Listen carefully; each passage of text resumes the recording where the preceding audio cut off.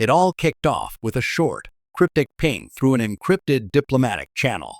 Nothing fancy, no context, just the cold, bureaucratic words. Your soldier is now under preliminary examination for excessive use of force. It came straight from The Hague, from the International Criminal Court. No explanations. No backstory on the mission. No mention of the man who got killed. Just that one line. And that was it. Inside Burkina Faso's Ministry of Defense, the room went dead quiet. Officers shuffled papers, eyes glued to the operational reports. The ambush, the chaos, the sudden collapse of the left flank, and the fatal shot that took a Birken Bay soldier. Ballistic experts had already pinned it. The round didn't come from the enemy. It came from a European advisor positioned behind the Birken Bay line. Burkina Faso fired off multiple requests for clarification. Nothing. Crickets. The advisor was protected under operational immunity. Case closed. But the survivor, the soldier who fired back to protect his squad, was suddenly in the ICC's crosshairs. No investigation into the friendly fire death. No accountability for the foreign side. Just one direction of scrutiny. One target. The double standard was glaring, screaming without saying a word. That evening, the report hit President Traoré's desk. He skimmed it once, then asked just one question. Why does justice hit us but never them? By morning, he'd called an emergency meeting. The decision that came next would tear a decades-old bond with the ICC. Burkina Faso hadn't started out as an adversary to international justice. For years, it had been a model participant, sharing intel, aligning with counterterrorism efforts, cooperating in joint operations. On paper, it looked perfect. But on the ground, things were different. Burkina, Mali, and Niger bore the brunt of frontline fighting against armed groups, while foreign forces rotated in and out on their own schedules. When things went well, the press hailed joint successes. When things went sideways, blame rarely trickled upward. Quietly compiled stats in Ouagadougou painted a clear picture. Misconduct by local troops, documented, investigated, forwarded. Misconduct by foreign advisors, labeled outside jurisdiction, operational accident, or simply handled internally. No formal action, but the pattern was obvious. Meanwhile, criticism of the ICC was growing across Africa. Scholars and ex-officials made the same point. Most ICC prosecutions targeted African states, while crimes involving major powers rarely left the preliminary review stage. Mali and Niger had already voiced skepticism. They argued the court's priorities were political, not based purely on justice. Burkina had watched the debate quietly until the northern operation flipped the script. The mission on the ground was routine. Birken Bay troops with a small European advisory team securing a corridor frequently used by armed groups. The objective wasn't unusual. What was different was what happened afterward. Internal investigators discovered the fatal bullet didn't match enemy weapons. Technical reports traced it to a European advisor behind the Birken Bay line. The expectation? A joint inquiry, shared responsibility, formal acknowledgement. Reality? Silence. European communication stalled. No concrete action. Then the ICC notice hit, not for the advisor, not for the chain of command that ignored requests, but for the Birken Bay survivor. Inside Burkina, the message was clear. When a local soldier is suspected, the system moves. When a foreign advisor is involved, it stalls, defers, or shuts down. What was supposed to be an isolated tragedy now looked like a case study in systemic double standards. And for Traoré, cooperation just turned into a hard line. But the story didn't start with the letter. It started at 0540 on a foggy morning when the northern mission went sideways.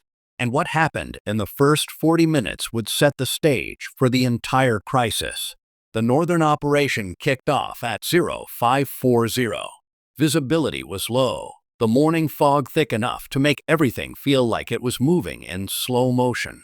The Birken Bay troops led the formation, moving in a staggered pattern as standard protocol dictated.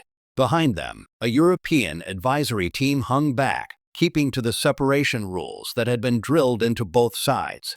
For the first 40 minutes, nothing happened.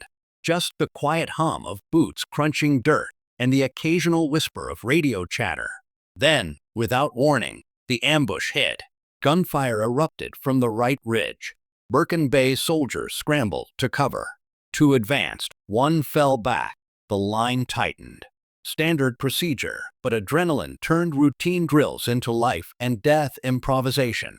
Somewhere in that chaos, one soldier went down. Initially, the report labeled it as enemy fire. Reasonable assumption, right? The ambush was rapid, messy, and total disarray ruled the battlefield. But when the extraction team reached him, anomalies were obvious. The bullet entry was from the rear. The casing didn't match weapons known to be in the enemy's arsenal. Ammunition was Western Standard issue. A technical team confirmed the worst-case scenario. The fatal shot came from friendly fire. And not just any friendly fire, it came from the sector assigned to the European advisor. Burkina Faso immediately requested a joint review. What they wanted was simple: accountability, clarity, respect for the fallen, and closure for his family. The response: silence. No acceptance, no denial. Just the bureaucratic drumbeat, pending internal evaluation. Operational confidentiality applies. Inside the Ministry of Defense, frustration simmered. The soldiers had done everything by the book. Families deserved answers. And yet, international protocol shielded the advisor responsible. Then the letter from The Hague landed, hitting the survivor, not the shooter. It was as if the system had a built-in bias: protect outsiders, target locals. The northern incident became more than just an ambush. It became proof of a pattern Burkina had long suspected. Local forces could be scrutinized, prosecuted, and punished. Foreign advisors, shielded by operational immunity and diplomatic discretion, faced nothing. The imbalance was obvious. The shock didn't end there. Burkina Faso received an indirect leak, a document never meant for them. It arrived via a partner state through an intelligence liaison network. No signatures, no direct attribution, just jargon-heavy language from inside international legal circles. Its title was clinical: Operational Sensitivity and Prosecutorial Prioritization in Joint Missions. One section referenced the Sahel, warning that incidents could create reputational risk for international partners. Another line was more blunt: casualties caused by personnel from contributing states should be managed quietly. Avoid external investigations unless politically feasible. In plain English, it said, Western advisors get a pass. Local soldiers do not. Burkina's analysts lined this up with their own experience: the silence from the European side, the immunity invoked, the ICC notice targeting only their soldier. The pattern matched. The memo confirmed what everyone had feared. International justice worked in one direction: protect foreign personnel by default. Hold locals accountable to maintain the appearance of credibility. It was a clear system designed to shield certain actors while leaving others fully exposed. Traoré and his team saw it as more than just bureaucratic negligence. It was a structural imbalance, a pattern that could no longer be ignored or tolerated. By the time this memo reached the presidency, the trajectory was clear. This was not a dispute over legal technicalities. It was a political configuration masquerading as law. And Burkina Faso would have to decide whether it would continue playing in a rigged system or break the cycle entirely. Next, the presidency would convene a top-level meeting with phones removed and notes handwritten. What came out of that room would set the course for a decision that shook the ICC and sent ripples across West Africa. At 07:30 the next morning, the presidency convened an emergency meeting. Phones were confiscated. Laptops locked. Notes were handwritten. Only core ministers were present: defense, justice, foreign affairs. No outsiders. No advisors. The air in the room was tense but focused. Every single person knew the stakes. The Minister of Defense kicked things off with a detailed rundown: the ambush timeline, the ballistic confirmation, the glaring lack of cooperation from the European side. Every point was documented, verified, and presented without speculation. The evidence was clear. A Birken Bay soldier had died from friendly fire, and the advisor responsible faced zero scrutiny because of immunity. Yet the surviving soldier, who acted under fire, was now under preliminary ICC investigation. Next, the Ministry of Foreign Affairs laid out the communication trail. Multiple requests for clarification from the European side. Follow-ups, reminders, silence, procedural language, stalled responses. No denials, no acceptance of responsibility, just bureaucratic stalling. The European side wasn't denying anything. They simply weren't engaging. Then the legal unit stepped up.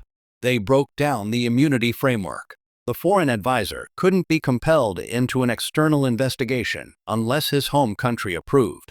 That approval had not been granted, and there was zero indication it ever would. Meanwhile, ICC procedures allowed unilateral action against the Birken Bay soldier.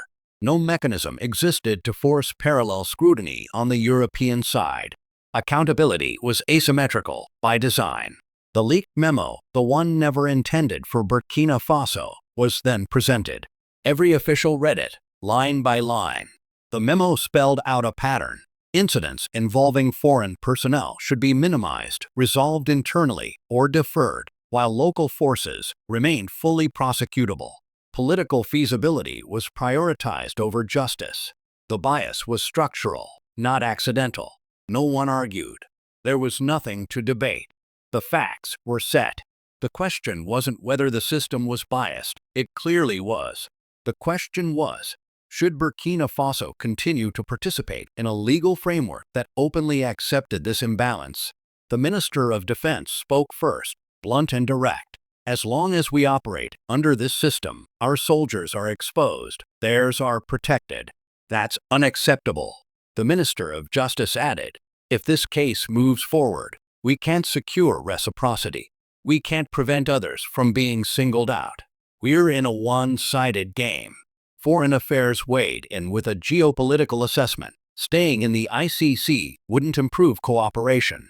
Leaving it wouldn't break ties entirely, but it would send a clear signal. Burkina Faso would no longer accept a legal system with selective accountability. Finally, President Traoré asked the single critical question: is there any scenario under which the ICC would investigate the foreign advisor? The answer was instantaneous. No. The room fell silent. The conclusion was obvious. The ICC structure protected some and punished others. Burkina Faso couldn't accept it. The decision was unanimous. They would withdraw, not as an act of rebellion, but as a refusal to participate in a system that enforced unequal justice. By 1,000 hours, the announcement was official. A short, simple statement. Burkina Faso will no longer recognize the jurisdiction of the International Criminal Court. No theatrics, no accusations, just the facts. The reaction was immediate. Regional media picked it up in minutes. International outlets followed cautiously. Western diplomats responded with controlled concern, regretful, careful, but never addressing the actual circumstances. ICC statements were purely procedural. They acknowledged the withdrawal, but didn't touch the friendly fire case. No mention of immunity. No acknowledgement of the local soldier being the sole target. Inside Ouagadougou, officials reviewed every word, every line of the reactions. The narrative was clear. The foreign advisor involved in the death of a Birken Bay soldier remained fully protected. Nothing else mattered. Meanwhile, neighboring countries were taking notes. Mali called the decision logical. Niger said it was consistent with regional reality. Analysts across West Africa publicly confirmed what had long been whispered in private. The ICC had become a venue where weaker states bore the burden, while powerful states stayed untouchable. For families of the fallen, Burkina's withdrawal meant something missing for years: acknowledgement. The case would now be handled under national military procedures, not international mechanisms. Regional partners were informed. Burkina outlined its position: a commitment to justice, a rejection of unequal treatment, and a promise to pursue accountability through sovereign channels. But the story didn't end with the announcement. The ICC's uneven framework and Burkina Faso's withdrawal sparked a regional and international reckoning. And the documents, the leaked memos, and the hidden patterns had only just begun to reshape the legal and political landscape in West Africa. Burkina Faso's decision sent shockwaves, not just inside the country, but across the entire Sahel. Within hours, neighboring states were reacting, analysts were buzzing, and international observers were quietly recalibrating their assumptions. Mali called it logical, Niger deemed it consistent with regional reality. The withdrawal wasn't just a legal move, it was a political statement, a challenge to a system that many had long suspected was inherently tilted. Academics and think tanks in West Africa jumped on the story. Data that had existed quietly for years was suddenly being dissected in public. More than 90% of ICC prosecutions targeted African defendants, they noted, while cases involving major powers or their allies rarely moved past preliminary reviews. The asymmetry had been known, but Burkina's action forced it into the open. A regional research group released a short paper detailing the procedural gaps highlighted by the Northern Ambush. Foreign military advisors operating under immunity frameworks could not be compelled into investigations without approval from their home states, a step almost never granted. In effect, accountability flowed in only one direction, from local soldiers to international courts, but never the other way around. The leaked memo confirmed this. Political feasibility dictated prosecutorial action. Western personnel protected. Local troops exposed. Inside Ouagadougou, government analysts mapped reactions, tracking the subtle nuances of both support and critique. European statements were cautious. Diplomatic partners expressed concern, highlighted potential rule of law implications, but none addressed the immunity clause. None acknowledged that only the Birken Bay soldier was under examination while the European advisor remained untouched. Burkina Faso, meanwhile, doubled down. Communication remained factual, calm, and focused on one point: unequal jurisdiction. Military leadership launched its own internal inquiry into the ambush. The objective was clear: establish facts, assign responsibility, and deliver closure to the victim's family. International observers took note. For the first time in years, a Sahel government had publicly challenged the mechanics of the ICC without fear of immediate retaliation. Simultaneously, Burkina formalized a new principle for future joint operations. No foreign partner would be allowed to operate on Birken Bay soil without guarantees of reciprocal accountability. This was a structural shift. It wasn't just about the ambush. It was about protecting sovereignty, preventing future double standards, and ensuring that foreign personnel could no longer enjoy unilateral immunity in practice. Reactions across Europe were mixed. Some analysts criticized Burkina for weakening global accountability structures.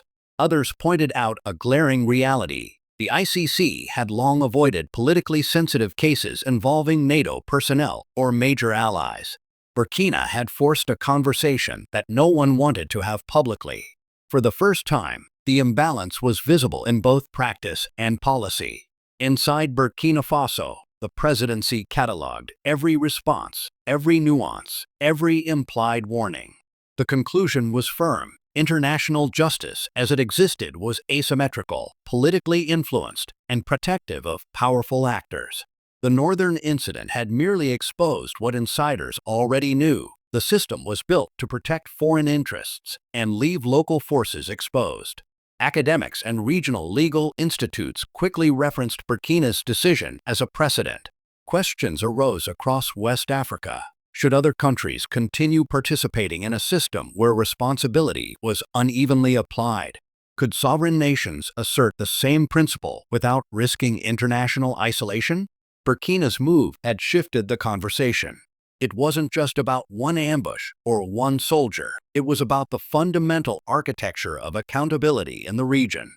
But the political and legal ripples were just beginning. Beyond West Africa, the world was starting to ask hard questions. If a legal system knowingly allows asymmetry, Can withdrawal be seen as defiance, or the only rational choice? And inside Burkina, the government knew this was only the beginning of a new era of self-determined justice. The withdrawal had rattled more than regional politics.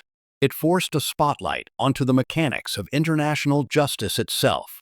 Inside Ouagadougou, analysts and officials pored over intelligence and memos, comparing them with decades of ICC actions. What became clear was hard to ignore. The system was structurally biased. Cases moved decisively against local actors with limited geopolitical clout, while incidents involving powerful states or their personnel stalled, fizzled, or never left preliminary review. The Northern Ambush wasn't an anomaly, it was a symptom. Burkina's leadership traced patterns. Operational immunity shielded foreign advisors, and political considerations dictated which incidents were pursued. A leaked internal document outlined it plainly. Cases involving Western forces carried strategic sensitivity and should be handled with diplomatic caution. Avoid formal inquiries unless politically feasible. Internal resolution within the contributing state was the preferred path. And, crucially, local forces were the only ones reliably prosecutable. The blueprint for asymmetric accountability had been visible for years, but Burkina had now put it on the table. International responses trickled in. European partners expressed concern, some hinting at potential complications in cooperation, while others emphasized the importance of rule of law perception. None addressed the fundamental problem: immunity for foreign personnel, a lack of reciprocal scrutiny, and a legal system that enforced responsibility in only one direction. Inside Burkina, the presidency catalogued every statement, reading between the lines. The foreign advisor responsible for the friendly fire death remained completely shielded, and no external entity questioned that. Meanwhile, the military initiated its independent inquiry. The goal was simple: establish facts, assign responsibility, and provide closure for the victim's family. This internal investigation became a model of transparency and thoroughness, contrasting sharply with the silence and procedural deflections of the international system. Burkina also formalized new rules for cooperation with external forces. No joint mission would proceed without clear guarantees of reciprocal accountability. This was more than policy, it was a declaration of sovereignty and fairness, an insistence that foreign partners could no longer operate in a legal vacuum on Birken Bay soil. Academics and analysts quickly took notice. Papers and reports cited Burkina's move as a landmark example of a state confronting structural inequities in international law. Regional governments began quietly reviewing their own positions, wondering whether they, too, had been quietly absorbing the same asymmetry. Discussions emerged about creating alternative mechanisms for accountability, systems that would preserve cooperation without leaving local forces disproportionately exposed. Inside Burkina, the presidency recognized the broader implications. They weren't just defending a soldier or reacting to a tragic ambush, they were challenging the very architecture of selective justice. The Northern incident had exposed a system where accountability flowed outward from the periphery, never inward toward powerful actors. For years, it had been tolerated quietly. Now, it was public.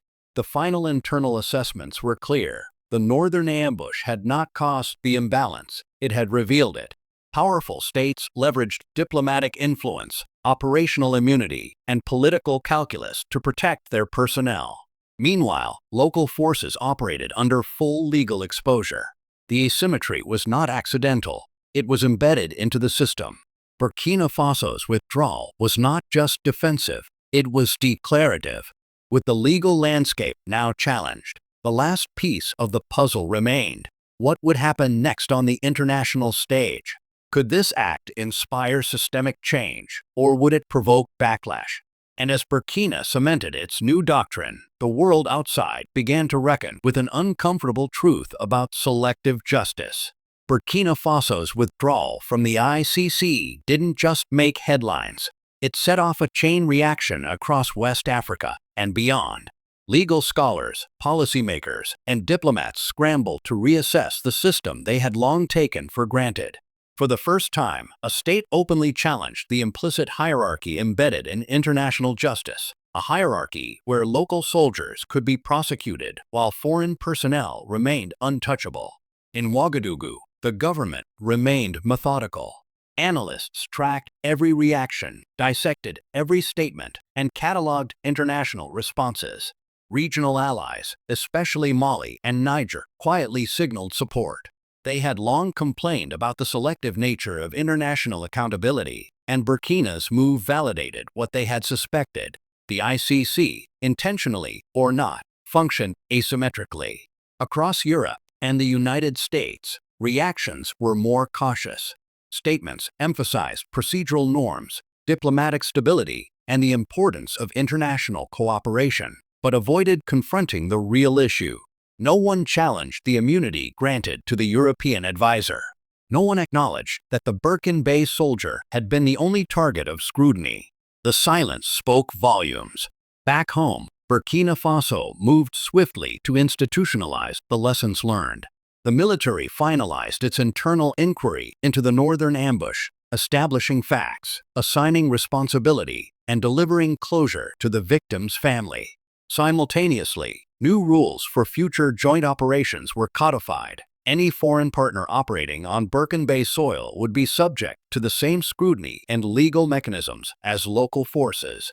The era of unilateral immunity was over, at least in principle. Regional think tanks hailed the move as a landmark precedent.